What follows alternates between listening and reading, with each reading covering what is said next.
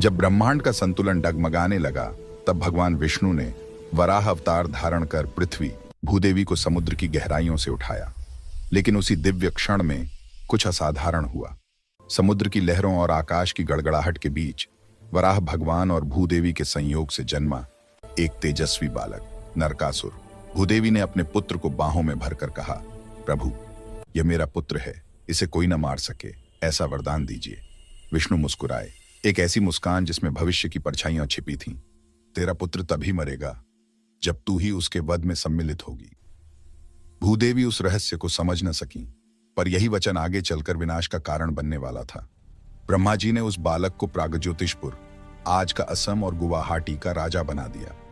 नरकासुर शुरू में धर्मप्रिय था, न्यायप्रिय था, पर शक्ति का स्वाद जैसे ही उसकी आत्मा से मिला, अंधकार ने उसकी दिशा बदल दी। वह शुक्राचार्य की शरण में गया, जहां तंत्र, मंत्र और मायावी शक्तियों ने उसके अहंकार को और भड़काया। फिर शुरू हुआ अत्याचार का अंधेरा युग। देवताओं पर क्रूर आक्रमण, ऋषियों का अपमान, देवी अदिति के दिव्य कुंडलों की लूट और 16,000 राजकुमारियों का अपहरण। हर ओर भय का साया फैलने लगा। कोई उसे रोक नहीं पा रहा था। अंततः देवता, ऋषि और स्वयं भूदेवी कृष्ण के चरणों में जाकर बोले, प्रभु, आपका ही पुत्र अधर्म का प्रतीक बन चुका है, हमें बचाइए। श्री कृष्ण की आंखों में एक अजब सा तेज चमका।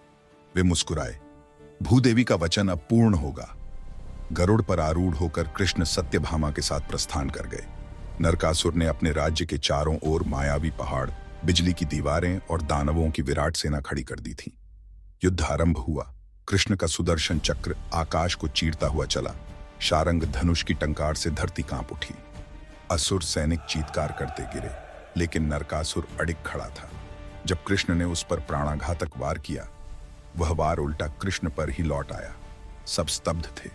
उसी क्षण सत्यभामा की आंखों में एक दिव्य चमक जागी, मानो भूदेवी स्वयं उनमें अवतरित हो गई हो। याद आया, वह तभी होगा जब भूदेवी सम्मिलित होंगी। सत्यभामा ने धनुष उठाया, एक ऐसा बाण छोड़ा जो मानो नियति का लिखा हुआ था। वह सीधा नरकासुर के हृदय में जा सा।